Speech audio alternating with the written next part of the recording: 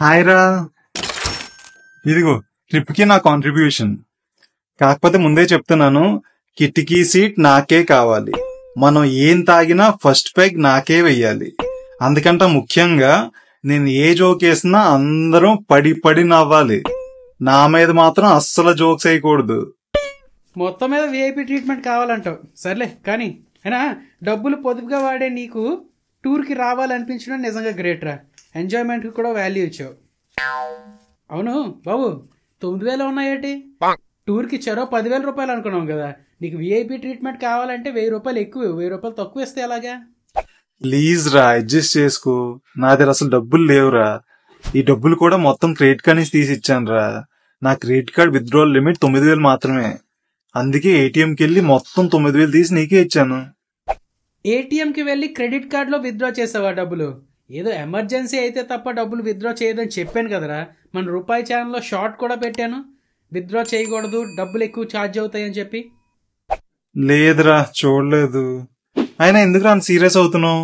Credit card నుంచి money withdraw చేయడం అంత పెద్ద పాపమా? మరి నీ దగ్గర డబ్బులు లేవు అంటే మాకు చెప్తే మేము ఎవరో అరేంజ్ చేసేవాళ్ళం కదరా. నువ్వు ఇలా క్యాష్ విత్డ్రా చేయడం వల్ల నీకు ఎంత నష్టమో చెప్తా విను. చెప్పు, కాకపోతే క్యాల్కులేషన్ తో సహా క్లియర్ గా చెప్పు. రైట్, నువ్వు ఇవాళ 9,000 రూపీస్ క్యాష్ విత్డ్రా చేసావు. నీ క్రెడిట్ కార్డ్ బిల్ ఎంత వస్తుంది అనుకుంటున్నావు? 9,000 వస్తుంది. అది కూడా ఈ మంత్ 25న బిల్ జనరేట్ అవుతుంది. సో ఆ రోజు నుంచి 15 రోజుల లోపు ఎప్పుడైనా బిల్ క్లియర్ చేసుకోవచ్చు. అంటే నెక్స్ట్ మంత్ 10th లోపు బిల్ క్లియర్ చేసుకోవచ్చు. సో 10th నేను 9,000 కట్టేస్తాను. అక్కడే పప్పులో కాలు వేసావు. కార్డ్ స్వైపింగ్ కి ఆర్ఎల్స్ ఆన్లైన్ ట్రాన్సాక్షన్స్ కి ఇలా బిల్ వచ్చేంత వరకు ఉండొచ్చు. బిల్ వచ్చాక 15 డేస్ వరకు కూడా ఉండొచ్చు. అంటే లిటరల్ గా 45 డేస్ వరకు జీరో ఇంట్రెస్ట్ పీరియడ్ అన్నమాట నీకు. బట్ క్యాష్ విత్డ్రా చేస్తే ఆ క్యాష్ విత్డ్రా చేసిన డేట్ నుంచే నీకు ఇంట్రెస్ట్ ఛార్జ్ అయిపోతుంది. 2.5% నుంచి 3.5% వరకు ఛార్జ్ అవుతుంది. చాలా బ్యాంక్స్ 3.5% ఛార్జ్ చేస్తున్నాయి. సో నీకు కూడా అదే 3.5% ఛార్జ్ అవుతుంది అనుకుంటే ఈ 9,000 మీద 45 డేస్కి 472 రూపీస్ ఛార్జే పడిపోతుంది. ఆ టైంలో కూడా నువ్వు మినిమం అమౌంట్ కడతాను అది ఇది అనుకుంటే ఇంకా ఆ ఛార్జ్ పెరిగిపోతూ ఉంటుంది, ఇంట్రెస్ట్ పెరిగిపోతూ ఉంటుంది. డబ్బులు కట్టకపోతే పడే ఇంట్రెస్ట్ కూడా ఇంకా పెరుగుతూ ఉంటుంది. అంటే దాదాపు 500 రూపాయలు ఎక్స్ట్రా కట్టాలా? ఇది కాకుండా స్ట్రైట్ అవే క్యాష్ అడ్వాన్స్ ఫీజ్ అని చెప్పి క్యాష్ విత్డ్రా చేసిన వెంటనే బ్యాంక్స్ బట్టి 2.5% నుంచి 3% ఛార్జ్ పడిపోతుంది క్యాష్ అడ్వాన్స్ ఫీజ్. పోనీ ఒక 3% అనుకో, అంటే 270 రూపాయలు. ఇక్కడ ఇంకో లొసుగు కూడా ఉంది. 3% or 500 rupees whichever is maximum. అంటే ఆ 3% 500 రూపీస్ అవ్వనంత వరకు 500 రూపీస్ ఛార్జ్ చేస్తారు.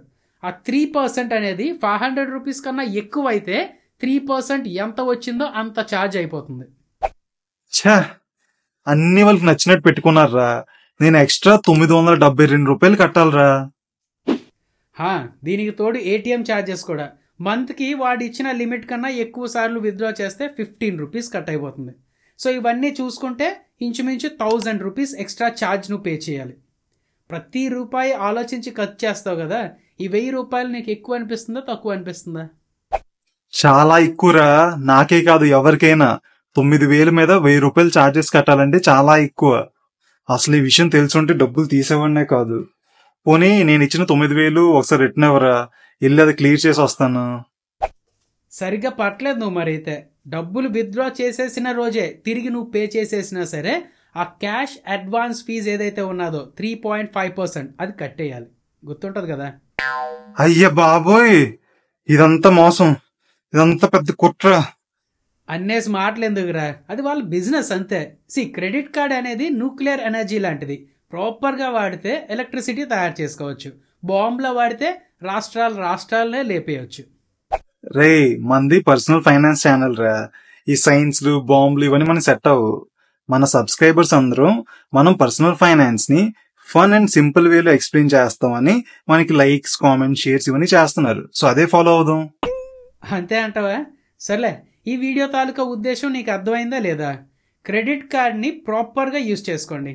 కరెక్ట్గా యూజ్ చేసుకుంటే మంచి డిస్కౌంట్లు, 0 ఇంట్రెస్ట్ ఈఎంఐలు, క్యాష్ బ్యాక్లు, లాంజ్ యాక్సెస్లు ఇలా చాలా ఉంటాయి. అనవసరంగా ఇలా క్యాష్ విత్డ్రా చేసుకోవడానికి యూజ్ చేసుకుంటే బోలెడు వడ్డీలు, క్యాష్ బ్యాక్లు, కాంపౌండింగ్లు కూడా ఉండవు. ఇంకా మీరేమైనా బిల్ చెల్లించడం లేట్ చేస్తే వడ్డీకి చక్రవడ్డీ, చక్రవడ్డీకి భూచక్రవడ్డీ ఇలా చాలా ఛార్జెస్ పడిపోతూ ఉంటాయండి. అర్థమైంది. కానీ మార్కెట్లో ఇన్ని క్రెడిట్ కార్డ్స్ ఉన్నాయి కదా, ఇన్ని క్రెడిట్ కార్డ్స్ లో ఏ తీసుకుంటే బెస్ట్ అంటావు? అసలు ఏ క్రెడిట్ కార్డ్ ఎలాంటి వాళ్ళకి సెట్ అవుతుంది అంటావు? చెప్పుకుందాం, ఇలాంటి మరిన్ని వీడియోస్ చేసుకుంటూ ఉందాంలే. పర్సనల్ ఫైనాన్స్లో మన సబ్స్క్రైబర్స్కి యూజ్ అయ్యే ప్రతి పాయింట్, ప్రతి టాపిక్ కవర్ చేసుకుంటూ వద్దాం. సో అదండి ఈరోజు వీడియో. మీ అందరికీ క్లియర్ గా అర్థమైంది అనుకుంటున్నాను. ఇంకా ఏవైనా డౌట్స్ ఉంటే కింద కామెంట్ సెక్షన్ లో అడిగేయండి. అంతేకాకుండా ఇంకేదైనా టాపిక్స్ గురించి మీకు తెలుసుకోవాలని ఉంటే అది కూడా కామెంట్ సెక్షన్ లో అడగండి. నెక్స్ట్ వీడియోస్ ప్లాన్ చేస్తాం. అంతేకాకుండా ఇలాంటి మరిన్ని వీడియోస్ కోసం మా ఛానల్ ని సబ్స్క్రైబ్ చేసుకుని బెల్ నోటిఫికేషన్ ఆన్ చేయడం మర్చిపోవద్దు.